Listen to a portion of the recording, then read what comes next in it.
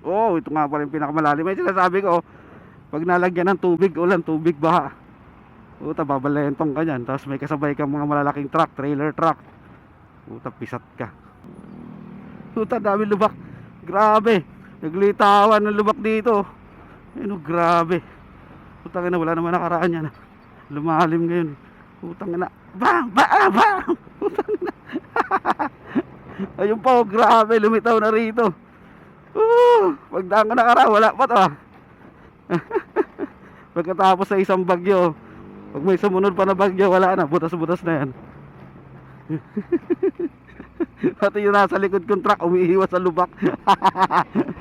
Doon po, ano, dun sa kabila dumadaan. Grabe na yung lubak dito.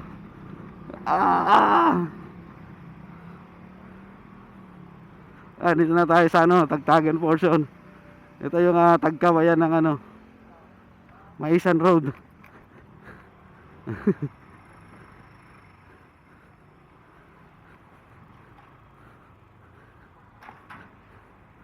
Naglitawan yung ba, di ba? Sabi nga sa kanta ng South Border, ano, ng kantang Rainbow, there's a rainbow always after the rain.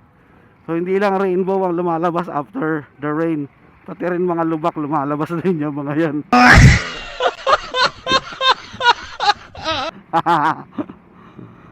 Sa Pilipinas sa Pilipinas. Grabe talaga dito. Ito yung pinaka worst dito. Bang, bang. Tapos may truck kang kasabay, ayan oh. Tapos nasemplang ka dito o na outbalance ka. Tapos pumunta ka doon, pumasok ka doon sa ilalim ng truck. Wala na, kawawa naman yung truck driver, kasalanan, magiging kasalanan niya. Di ba ganun? Oh, grabe. Grabe yun. Grabe. Grabe yun. Grabing lubak yun. Kawawa ka pag maulan yun. Pag maulan, tapos may mano yun, nalagyan ng tubig. Baka delikado nun. Tapos gabi ka dumaan dito, madaling araw. Ay, hindi yung daanan ng mga malalaking truck dito no? Mga transformer.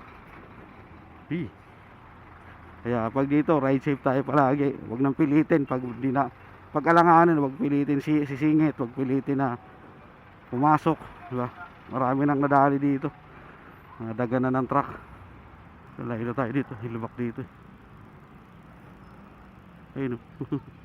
Laki nun. Nadiro tayo na babagay. Ito ba, ito ba? Ito ba? Bam, bam, bam. Bam. Oh, ito nga pala yung pinakamalalim. May sinasabi ko, pag nalagyan ng tubig, ulan, tubig, baha. Puta, babalentong ka dyan. Tapos may kasabay kang mga malalaking truck, trailer truck. Puta, pisat ka.